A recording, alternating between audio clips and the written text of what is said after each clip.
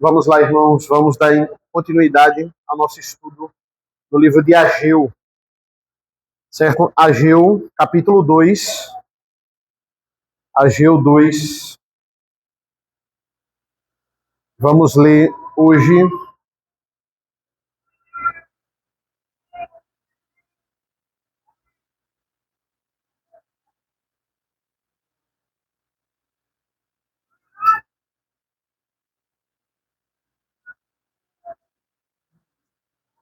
Ageu 2, eu vou ler do 10 até o 19, certo?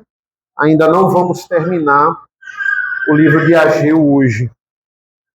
Se Deus quiser, na próxima vez que eu estiver aqui, nós concluímos o livro de Ageu.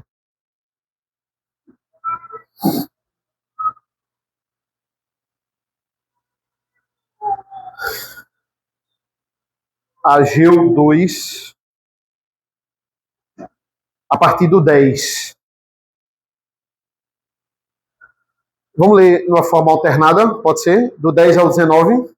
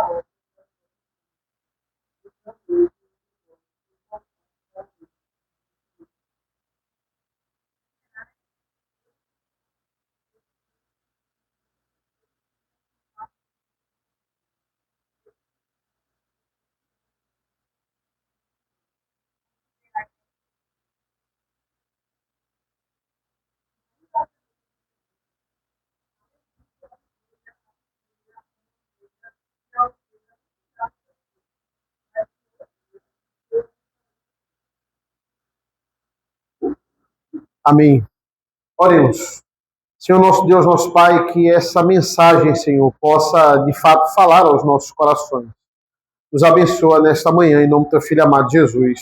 Amém. É interessante, irmãos, porque aqui nós temos um outro tom na forma como Ageu vai se dirigir ao povo. Enquanto que a gente viu no domingo passado, que agora ele falou com o povo dos versículos 1 ao 9, como encorajamento para eles continuarem na obra que eles começaram há um mês atrás. Agora ele vai falar uma exortação. A palavra dos versículos 10 ao 19 é uma exortação. E qual é o público-alvo dessa exortação? Não é nem o governador Zorobabel, nem o povo. Ele fala aqui, a partir do versículo 10, apenas para os sacerdotes. Só para eles. Esse é o público-alvo. Pode ver que no versículo 1 do capítulo 2, ele está falando para os três. Governador, sacerdote, o sumo sacerdote, no caso.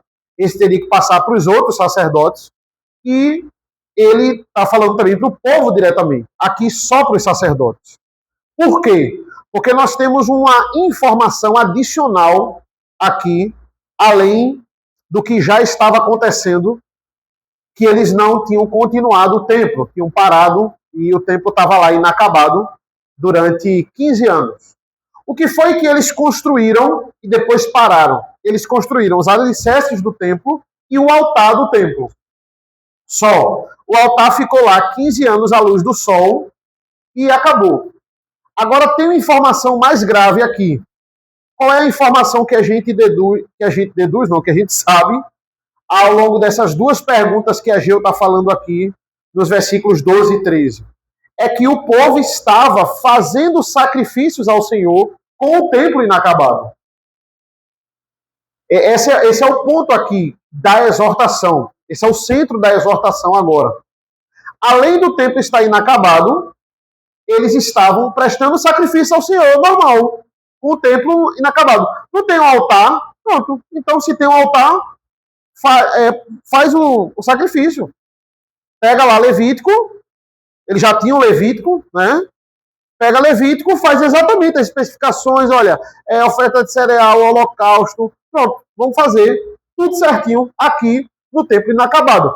Isso a gente já entende. Por que eles não continuaram o templo? Por quê? Porque já está fazendo sacrifício, para que continuar o templo? Esse é o problema aqui que vai estabelecer nesses versículos. Qual é a exortação de Ageu? É contra a religiosidade. É isso que eu entendo aqui, o ápice desse texto aqui, dessa aplicação. Veja, e aí a gente já entra no âmbito mais importante da nossa igreja. Não é só seguir a liturgia da forma correta e tudo certinho, como Deus ordena.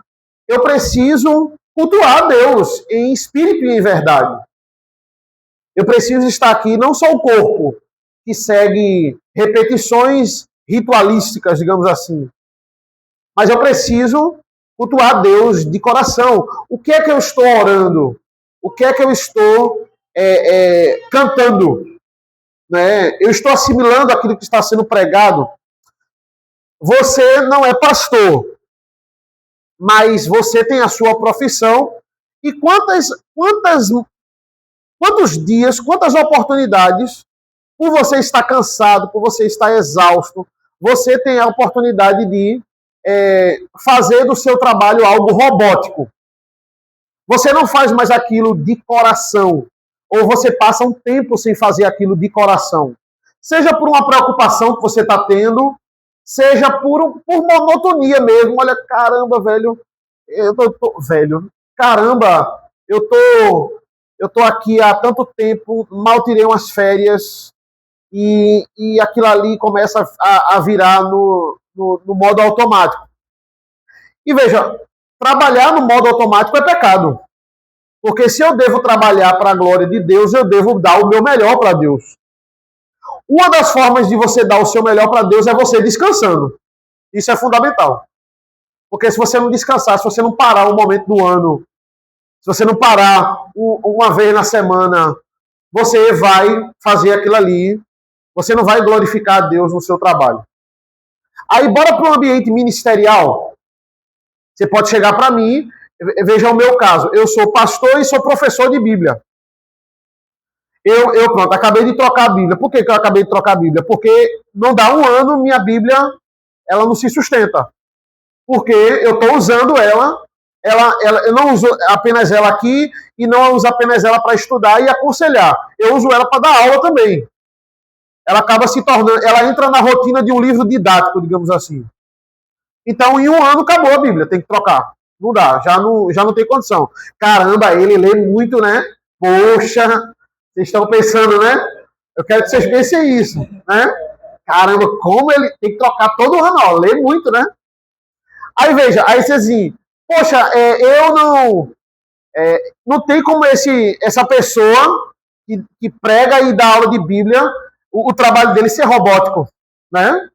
Ele está sempre ali, ó, preparando um sermão. O Juízes 7 hoje, amanhã, você tem que começar lendo Juízes 8. Juízes 8, o que aqui fala, começar a preparar na terça ali.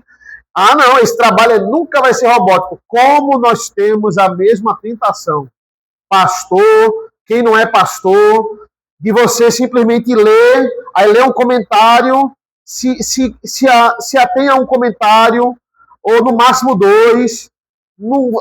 Eita, essa palavra aqui precisa de uma exegese, uma atenção maior, não. Como a gente tem essa tentação pelo cansaço, pela fadiga, pela rotina, é tanta coisa para fazer em tão pouco tempo que vamos começar a passar batido em algumas coisas. Como a gente tem essa tentação, irmão? De você, no aconselhamento, aí você, poxa, eu já ouvi tanto sobre isso, você não considerar caso a caso. Nós podemos entrar como igreja nessa rotina e você vem para o culto, mas não está aqui. Porque é tanta coisa, é tanta preocupação, você só está abrindo a boca ali, e é isso que se chama religiosidade. Por que eu digo isso? Porque prestar um sacrifício com o templo inacabado do Antigo Testamento é o puro exemplo de religiosidade. Por que não prestar um sacrifício com o templo inacabado, né? Por que não pode, se já tem o altar exposto à luz do sol? Porque, como eu falei no domingo passado, o símbolo da presença de Deus é o tabernáculo completo, não incompleto. É o símbolo. Ele habita no meio de nós quando o templo estiver completo. Esse é o símbolo, né, da presença de Deus. Eu não preciso de meia presença de Deus. Eles estavam com meia presença de Deus, digamos assim, que não era presença nenhuma. E Deus ele vai dizer, olha, vocês não... E aí essa é a palavra de exortação. Como vocês estavam vivendo? Como vocês estavam vivendo? E agora, como vocês devem viver? Versículo 10, como eu disse, né? A mensagem aqui não tem como ser para o povo, porque não é o povo que vai ler a lei e interpretar, é o sacerdote que faz isso, ele é o intérprete da lei. É claro que o povo pode meditar na lei, deve meditar na lei, mas a primeira pessoa que deve lhe dizer isso é o sacerdote, né? Aqui no Antigo Testamento. É aquela pessoa que vai lhe dar o cerne. Ele está estudando, ele é o intérprete da lei, então ele é o público aqui, né? No caso aqui, Zorobabel. Aqui eles estavam no 9º mês, versículo 10. No início do capítulo 2, eles estavam no 7º mês. 7º mês, o que para a gente é outubro, agora eles estavam aqui no que para a gente é o 12º mês. É o 9º mês para eles. Eles estavam aqui em dezembro. Ou seja, eu já tenho aqui 3 meses de construção do templo. Um mês depois do início da construção, Deus vem com uma palavra de encorajamento. 2 meses depois dessa palavra de encorajamento, Deus vem com essa palavra de exortação.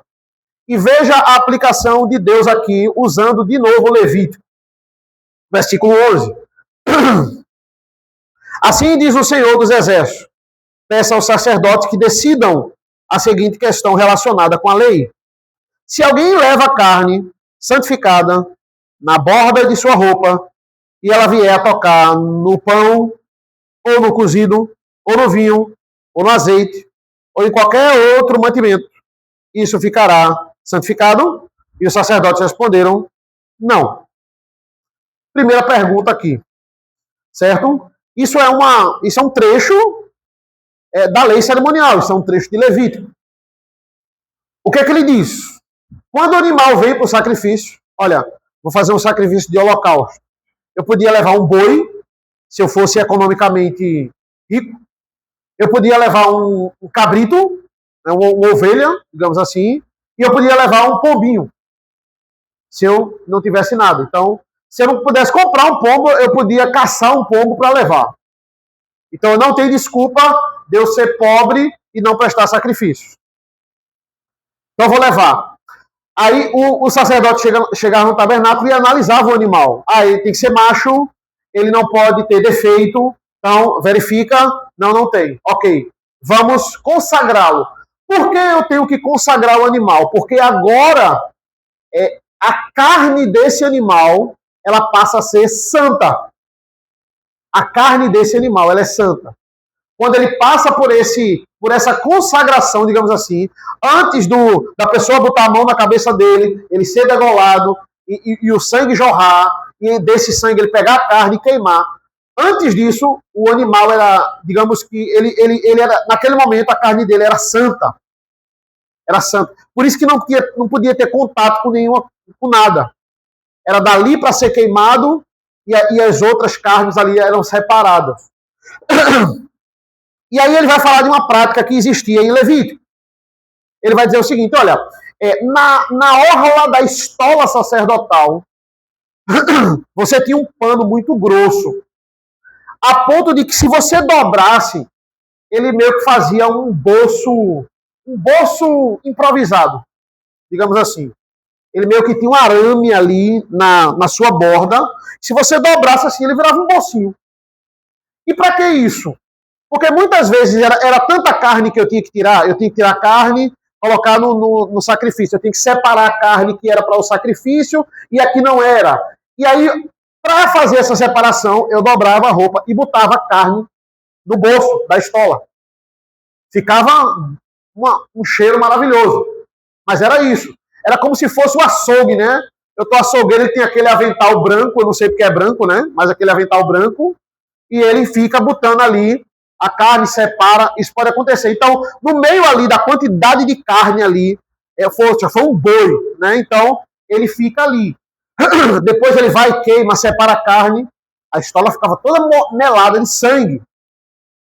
A pergunta de Ageu chega para o sacerdote e diz assim, se por acaso, num acidente, essa estola toda melada de sangue de vocês, ela bater num pão, ela passou batendo no pão, bateu no azeite, bateu no vinho, esse pão fica santo?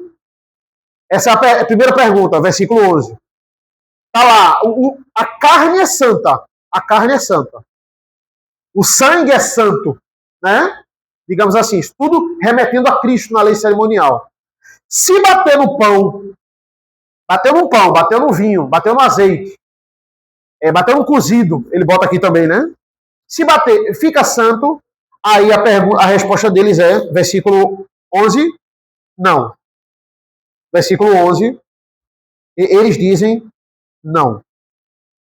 O que é que a gente pode concluir com isso? Com esse exemplo aqui, o que é que a gente conclui? Conclusão. Eu bebo água.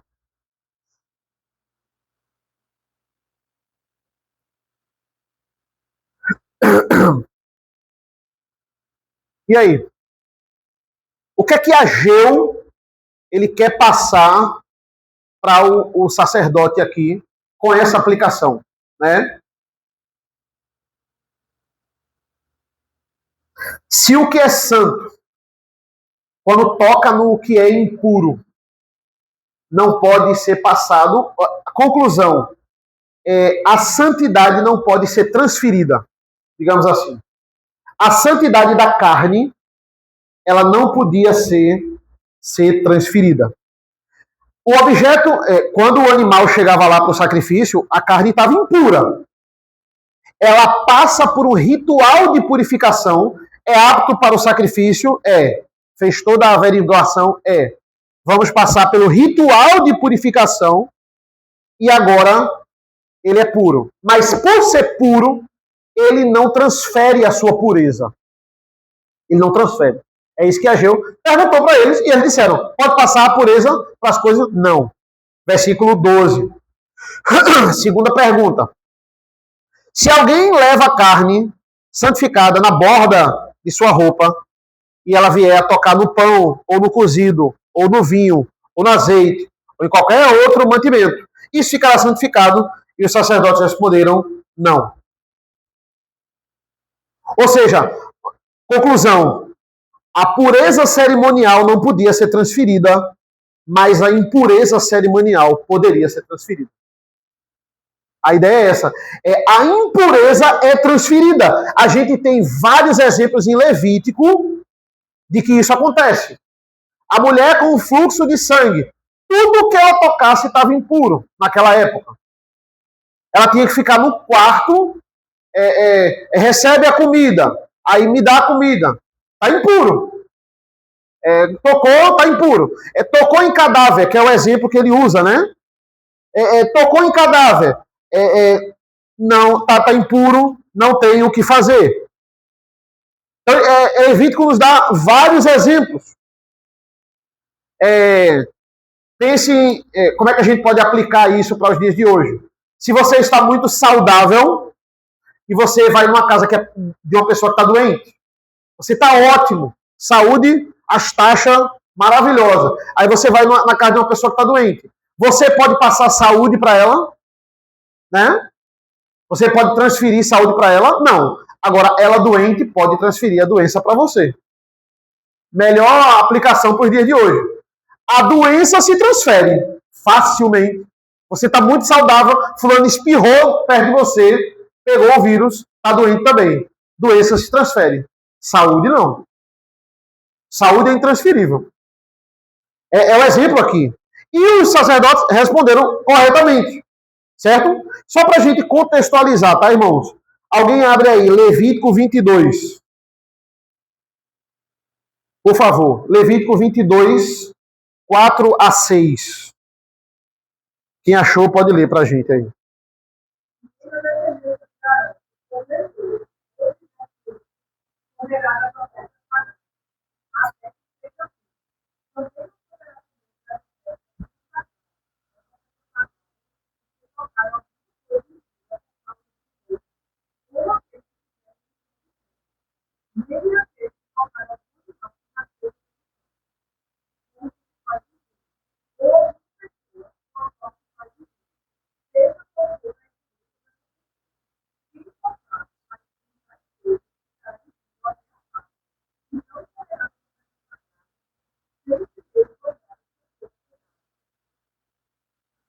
Então, veja, tem muito disso em Levítico, né? Como se você pegar, olha, se tocar nisso aqui, se a mulher tiver assim, e você tocar nela, e você está impuro até a tarde, você está impuro até a tarde, você está impuro até a tarde. Isso é notório. Então, por que essa aplicação para esses sacerdotes? E os sacerdotes respondendo tudo corretamente. Ó, se isso acontecer, isso, não está impuro. Não, e se agora for o contrário? Aquilo que está impuro passar, não, aí realmente transfere. Respondendo tudo corretamente, para agora vir a exortação do versículo 14 de Ageu. Versículo 14. Então Ageu continuou: assim este povo e assim essa nação diante de mim, diz o Senhor, assim é toda a obra das suas mãos, e o que ali ofereceram, tudo é impuro. Só isso. Né? Veja, por que Deus pegou esse exemplo? Porque ele está dizendo, olha, tudo que vocês fizeram, vocês trouxeram, levantaram a ira do Senhor, porque vocês pegaram todo o animal e vocês não purificaram ele. Ele foi sacrificado impuro. Por quê? Porque vocês fizeram isso com o templo inacabado. É interessante porque é o seguinte, olha, o sacrifício estava sendo feito da forma correta dessa vez. Estava fazendo tudo certinho. Tem que orar, tem que... Mas o templo... Então, veja, uma coisa básica.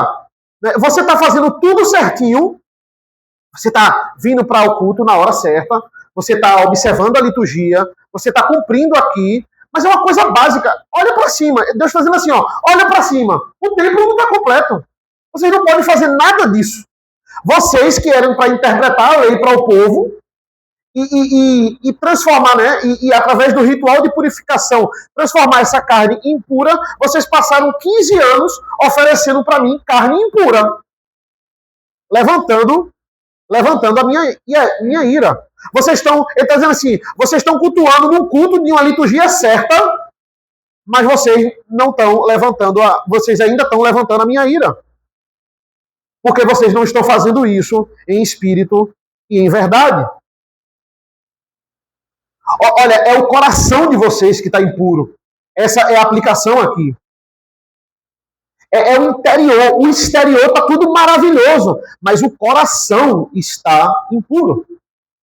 Qual é a aplicação para as nossas vidas, irmãos? É quando a gente vem para o culto apenas de uma forma protocolar. Pense comigo. Qual é o grande evento da semana? O grande evento da semana é o culto ao Senhor. É o ápice da nossa semana. o ápice da nossa semana já é o primeiro dia dela. Pense, tem semana que é para você, a gente chama de uma semana normal. Eu vou trabalhar, não vai ter nada de importante. Mas tem semana que vai ter a formatura do seu filho. É uma semana diferente. Porque não é uma semana que você vai simplesmente trabalhar. É uma semana que você vai ter que se preparar, vai ter que pegar o bolo, vai ter que fazer não sei o quê, vai ter que ligar para fulano. É uma preparação para chegar o sábado, formatura do seu filho. É uma semana diferente. Quando nasce uma criança, é uma semana diferente. Olha, a qualquer momento pode nascer. E quando nascer, aquela semana vai ser totalmente diferente. Né? Semana passada, eu estava sábado passado, esse não, agora não, o outro, eu estava na expectativa, ó. Mariana vai fazer ultrassom na terça, e aí vai ter o chá revelação na terça à noite. Você fica na expectativa. Você pode criar expectativa para isso? Claro. Você pode se preparar para a formatura do seu filho? Claro. Você pode se preparar para o casamento do seu filho? Claro. Mas você deve entender que o maior evento da semana não é a formatura, não é o casamento, não é o nascimento da minha filha. Na semana do nascimento da minha filha, o maior evento dela não é o nascimento dela. O maior evento dela, dessa semana, é o culto. Não é porque eu tenho que dizer, não, o nascimento da minha filha não é nada. Não. É maravilhoso. Eu tenho que me programar. Eu vou ficar feliz. Vai ser lindo, vai ser maravilhoso. Ótimo. Mas veja, nada substitui a importância do grande evento da semana. É o culto ao Senhor. É o momento solene que eu vou pegar a minha família e eu vou me reunir aqui para cultuar Ele. Por que eu digo isso, irmãos? Porque hoje a gente comemora o Dia dos Pais, né? O Dia das Mães. Veja, é pecado? Não. Eu recebi café da manhã hoje na cama, recebi presente. Você pode visitar o seu pai. Veja, não tem problema. A questão o Dia dos Pais ele vai suplementar o Dia do Senhor. É o Dia dos Pais ou é o Dia do Senhor? Entende isso? Você pode ligar para o seu pai, parabéns, feliz Dia dos Pais. Tudo bem, mas veja, o Dia dos Pais é o Dia do Senhor. Você vai deixar de vir para a igreja para ver o seu pai. A ideia é essa. É uma questão de prioridade. Veja, nada... Por que não botava o Dia dos Pais no sábado? Né? Ia ser muito melhor. Não, tem que ser no domingo, tem que ser no Dia do Senhor. Pode ver que tudo importante é no domingo. Para suplementar o Dia do Senhor. Aí não, bota no domingo. Aí o que as igrejas fazem? Veja, as igrejas fazem o culto dos pais. Aí é brincadeira, cara. Além de não entenderem que o dia é o dia do Senhor, veja, é o meu aniversário no dia do Senhor, é só um momento para mim. Eu não vou deixar de ir para o culto para comemorar o meu aniversário. Tudo bem, parabéns, Eduardo, é seu aniversário. A gente faz um bolo aqui depois do culto. Mas isso não vai suplementar o dia do Senhor. Tá entendendo? Ah, não, só um momento para Deus, é meu aniversário, então eu vou comemorar o meu aniversário. É dia dos pais, eu não vou para o culto no dia dos pais. Entende? Aí pior, o que é pior? O negócio já é errado. Aí agora eu vou trazer para dentro do culto as crianças que são incapazes de discernir o que é certo e errado. Eu vou induzir elas a fazer um coral para me homenagear no lugar de Deus. Entende isso? Porque é o culto do Dia dos Pais. Isso é muito grave. Isso é trazer o impuro para dentro do culto. O grande evento da semana é o Dia do Senhor. Já começa. Você já acorda no primeiro dia da semana se preparando para o maior evento dele. Essa é a consciência que a gente tem que ter. Tudo na sua vida, ela tem que se voltar para isso. Né? Então, era isso que eles não estavam fazendo. Veja, vamos lá. Eles estavam fazendo isso agora, eles estavam prestando culto ao Senhor agora, nesse momento aqui. Alguém lê aí para mim o versículo 15 dessa passagem. Agora,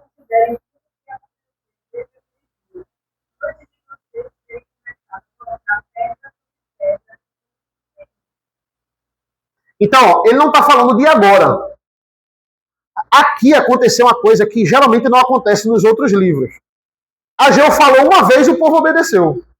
Só que assim, Deus falou depois de 15 anos. Mas quando Deus falou, o povo obedeceu. Que bom, o povo obedece desde o primeiro capítulo, eu já falei isso para vocês. O povo obedeceu. Ele não está falando do que eles estavam fazendo agora. Agora ninguém mais estava fazendo isso. Né? Agora eles estavam reconstruindo o templo. Estavam obedecendo. Mas o que é que Deus faz? Deus faz uma reunião com os sacerdotes. Ele diz, olha, vocês nunca mais podem deixar isso acontecer. O fato de vocês estarem vivos aqui é porque eu fui muito longânimo com vocês. Por muito menos eu acabei com Nadab e Abiú, né? Por muito menos. Na primeira vez que eles fizeram isso, eu desci fogo na cabeça deles. Eu fui longânimo. Porque 15 anos vocês estavam fazendo isso. 15 anos vocês estavam levantando a minha ira. A gente vê muito sobre a misericórdia de Deus aqui. Então, essa é a palavra de exortação. É um desafio a mais para a gente. Não é só a liturgia correta. Não é só a forma de fazer correta. Como é que está o nosso coração para se preparar para isso aqui? Isso é muito importante. Como é que é o meu sábado, né? Que horas eu durmo? Como é que eu me preparo? Como é que eu me programo? Poxa, se eu tenho alguma coisa, eu durmo antes para não ficar com o sono acumulado ali na hora do culto. Como é que é isso? São coisas que nós devemos observar. Eu vou dar uma parada aqui. No próximo domingo, a gente conclui. Eu pego aqui a partir do versículo 16. Ok? Alguma dúvida, gente? Dúvidas, comentários? Marcos.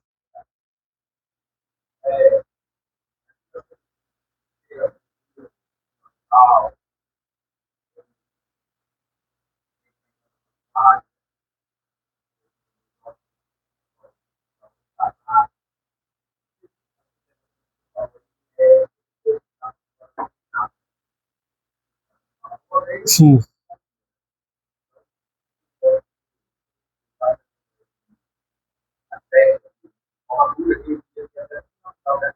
sim, sim.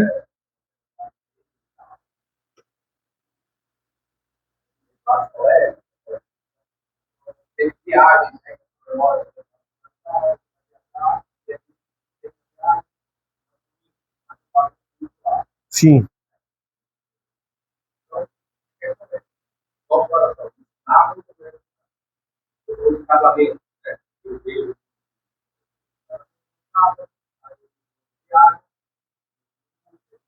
sim, sim.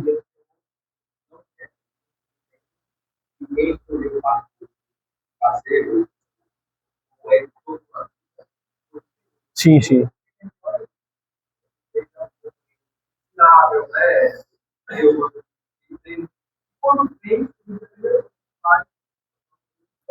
Sim, sim.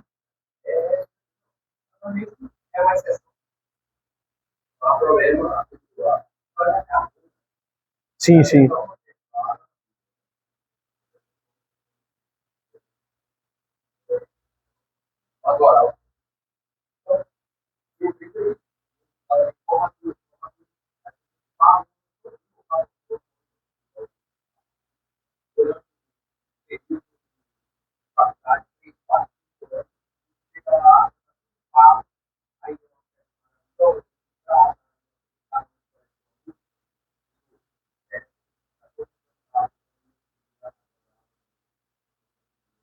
Sim,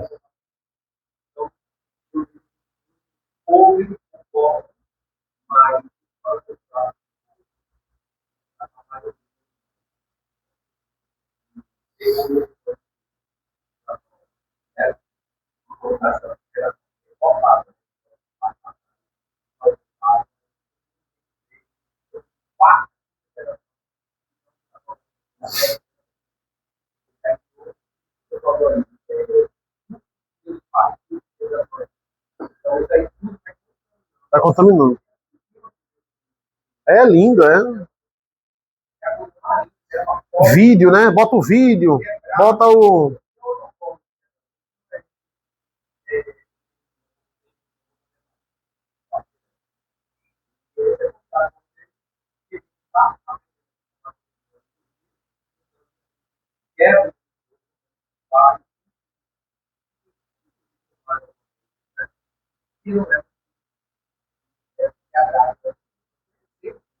É. Sim, sim.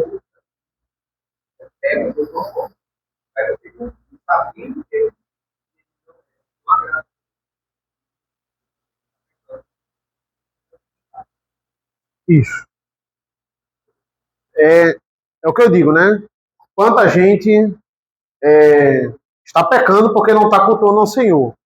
Mas é melhor não cultuar do que levantar a ira do Senhor num culto errado, né? E assim, como Deus foi longânimo conosco, porque nós cultuamos errados muitas vezes, talvez, em alguma situação, em algum local, né? Ou até num lugar que a gente não sabia da gravidade ali daquela liturgia, né? A gente não tinha noção.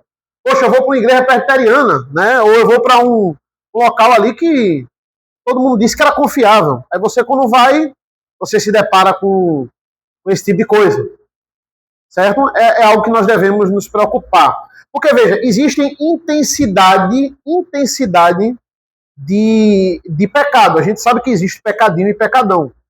Então, uma coisa é eu mentir para o outro. Eu estou pecando, eu estou infringindo o mandamento.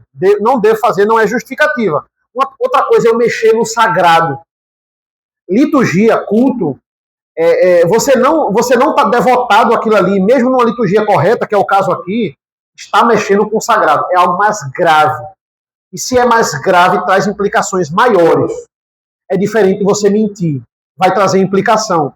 Mas não tem comparação a você infringir o culto. É a gravidade disso. Você está mexendo diretamente com a adoração de quem é santo, santo, santo. Entendeu?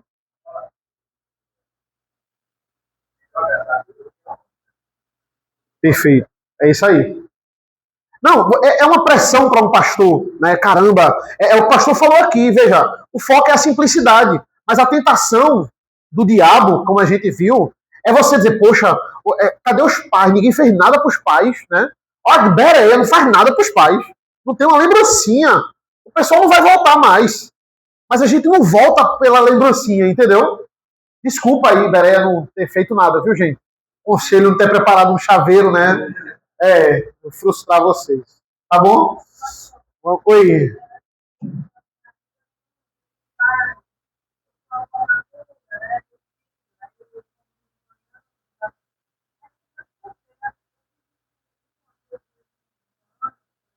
Isso, isso.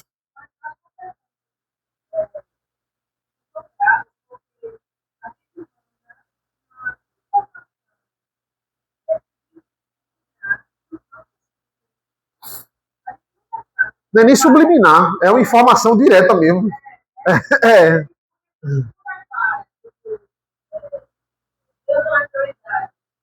isso. A ação está dizendo. O filho.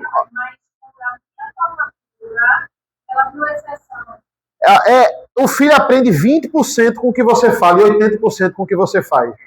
Se sua prioridade é dinheiro, a prioridade vai ser dele. Se a sua prioridade é trabalho, a prioridade dele vai ser trabalho. Olha, isso aí começa a entrar. O seu modo de vida contagia a igreja, contagia os amigos, contagia os filhos, principalmente. Está convivendo ali. Maravilha. Beleza? Vamos orar? Senhor nosso Deus, nosso Pai, nós te agradecemos, Senhor, te agradecemos por esse momento, nos abençoa a estarmos cada vez mais perto da tua vontade, fazendo a forma correta, modo correto, sem religiosidade, em espírito e em verdade. Nos abençoa nesta manhã, nos dá um bom momento de descanso, nos traz logo mais o teu santo culto, em nome do teu filho amado Jesus. Amém. Amém. Deus abençoe.